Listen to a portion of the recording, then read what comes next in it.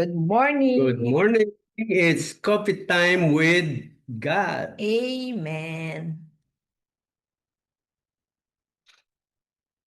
Okay, our reflection for today, the Transfiguration, taken from Luke 9, verses 28 to 36. Let us pray. Come, Holy Spirit, I need you. Come, Holy Spirit, I pray.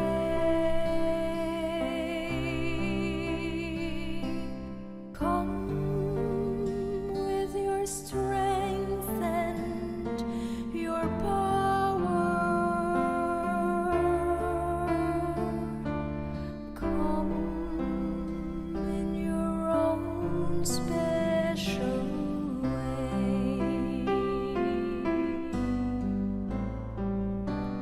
Come like a spring in the desert. Come to the weary of soul.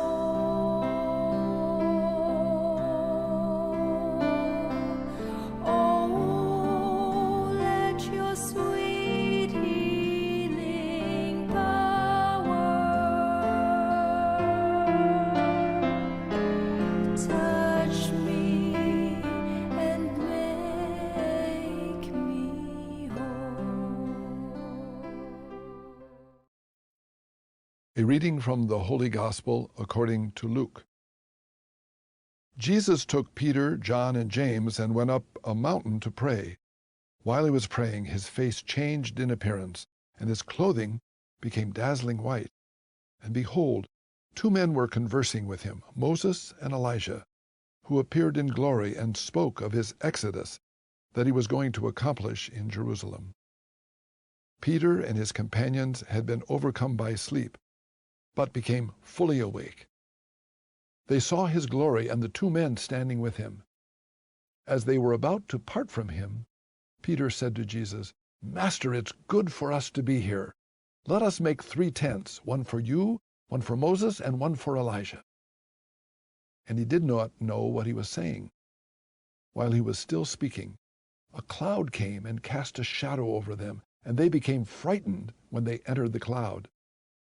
Then from the cloud came a voice that said, "This is my chosen Son. Listen to him." After the voice had spoken, Jesus was found alone. They fell silent and did not at that time tell anyone what they had seen.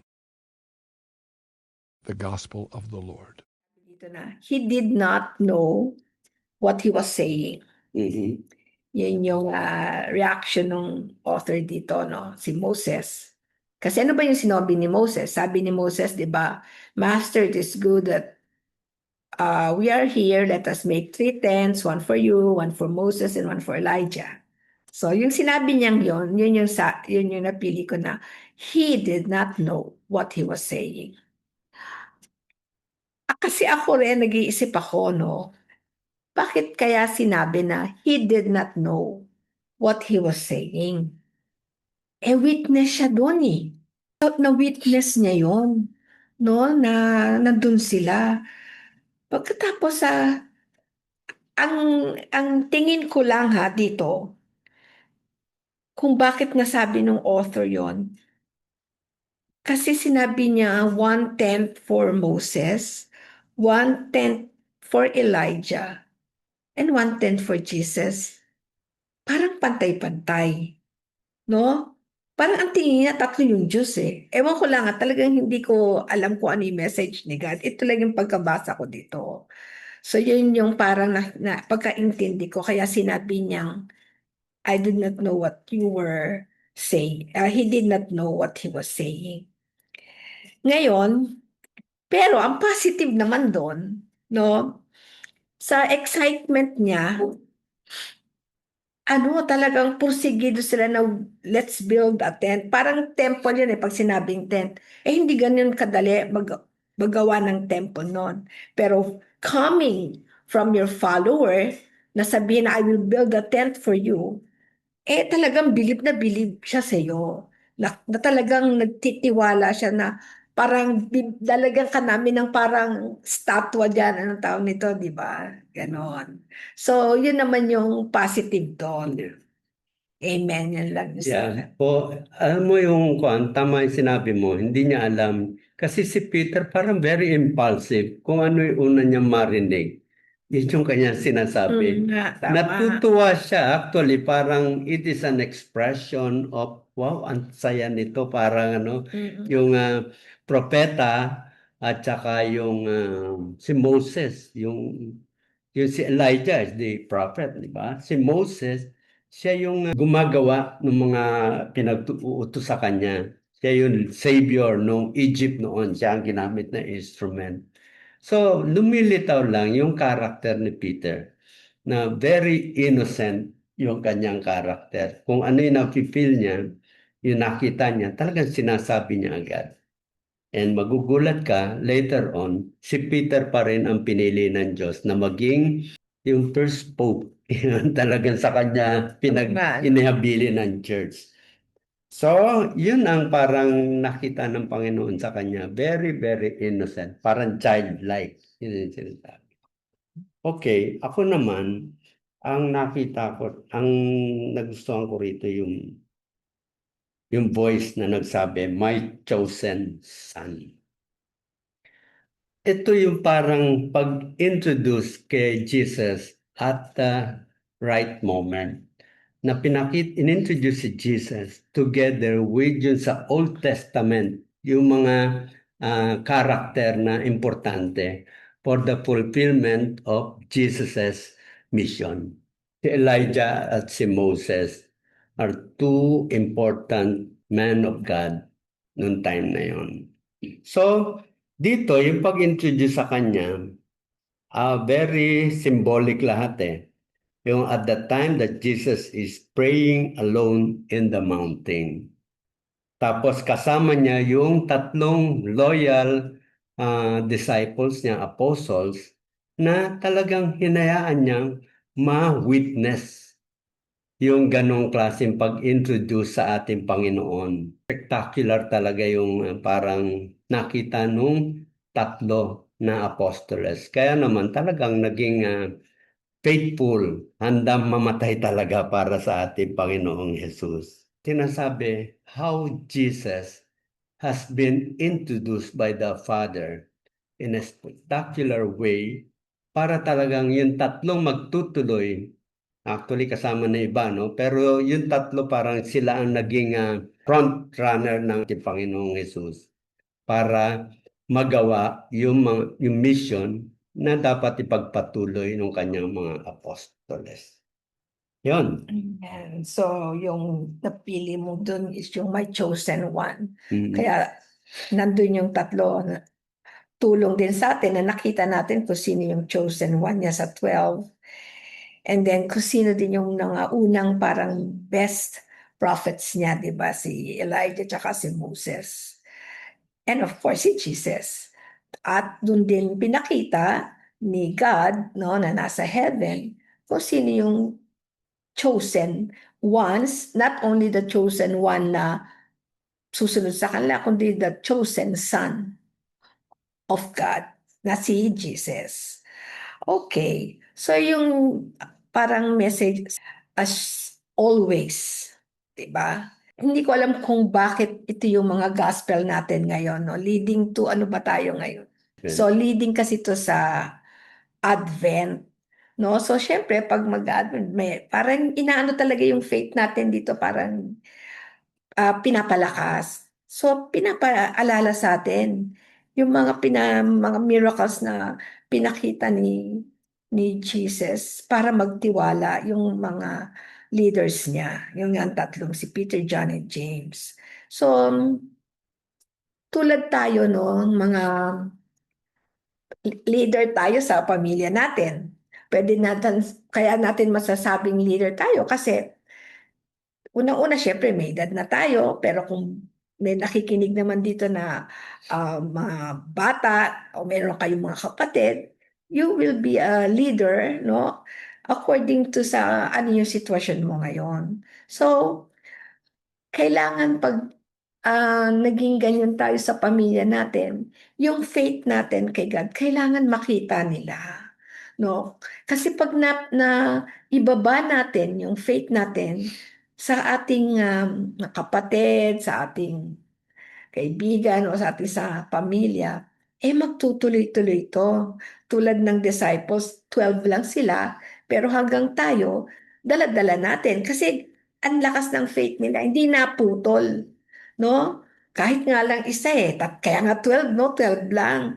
So, wag tayong matakot na kokonti. So, ganun din sa faith, not only in yung mga regular problems natin, no? How we will deal with our regular problems.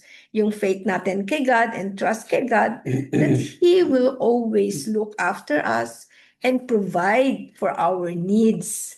Not our wants, but our needs kasi siya ang nag-create sa atin. So, hindi niya tayo pababayaan tulad ng itong mga apostles. Although makikita nyo kung paano sila mga namatay, paano sila pero ngayon nasan sila? Nasa langit silang lahat. Amen. Yeah. Ang message dito sa atin para talagang yung faith.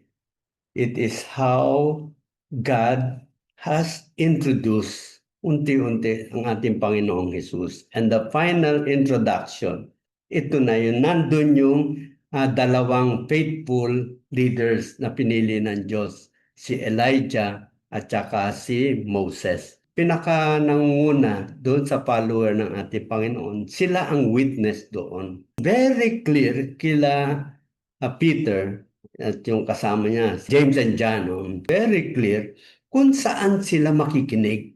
Si Jesus ang kanilang susundan. Sabi kasi ron this is my chosen son. Listen to him. Hindi nila babaliwalain si Elijah and Moses. But they are yung pinaka-model nila in faithfulness. Yun talaga yung At saka pinakita ko, tingnan mo naman si Elijah, talagang assumed into heaven. No? Si Moses, medyo faithful siya, nagkaroon ng konting duda. Ang tagal niya bago maipasok yung kanyang mga tao na iniligtas niya doon sa Promised Land. In fact, si Moses, hindi siya nakarating sa Promised Land. Konting doubt, talagang ganun si God, no? Hindi mo agad mararating yung Promised Land. Isingit ko pala nun. Oo. Meron pala dun sinabi kasi dito, di ba? Na sinabi nga, let us put yung lahat yung pantay-pantay. Pagkatapos biglang bumaba yung clouds. Tapos sinabi, this is my chosen one. Oo. Kasi yung feeling niya nung una, yung tatlong yun yung chosen one. Kaya gawa tayong tatlo. Tapos bumaba yung clouds, doon nagsabing, this is my chosen one.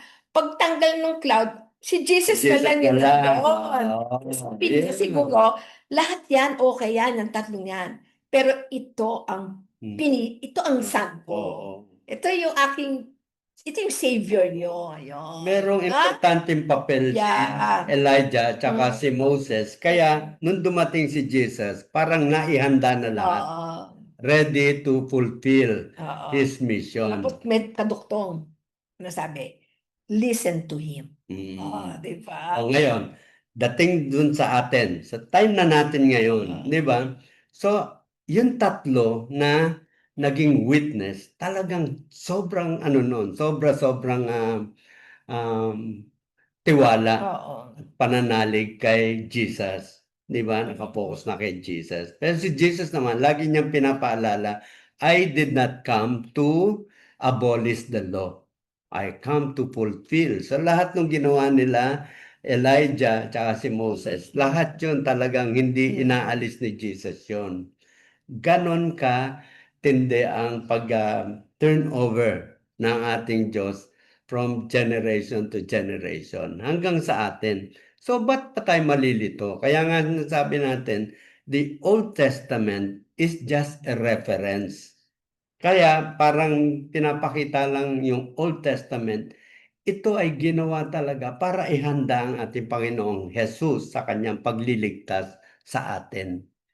And yung tatlong witness na yon, ganun din, example din para sa atin kung paano natin ipapalaganap yung magandang balita ng ating Panginoong Jesus. Yes. Wow, ang ganda talaga, no? Mm-mm. And right now, tayo ngayon is always faithful doon sa gustong pagawa sa atin. Lagi natin pinapaalala, not our will, but God's will. Yan. Kaya, pinapaalala ulit na sa atin na, eto na naman ang isang sign na si Jesus ay siya yung pinanadala ni God. So, makinig tayo sa Kanya. Hmm. Saan? Sa misa, sa ganitong ginagawa natin, ang dami-dami dyan. Gospel Sa gospel reflection. reflection. Please have kahit an hour in your everyday life to listen to Him. Ako nga, binabalikan ko ngayon yung Bible no? Merong audio yun So, take time. Hmm. Kasi, ang dami na pong may hawak ng cellphone. No, di balik sana kung Bible yung pinapakinggan, TikTok. Ayan. So, Okay. alam mo ang tinuro ni Pope Francis, ito last na lang, tinuro niya, lahat tayo should engage ourselves to the promptings of the Holy Spirit. Kasi ngayon, dami ng mga tinatawag natin na false prophets. Mm. That's why, yun yung sabi ni Pope Francis, let us engage ourselves sa Holy Spirit so that we will be guided as Jesus has promised us. Okay. Okay, so Hmm. thank you and see you tomorrow. In our coffee time with God. Amen.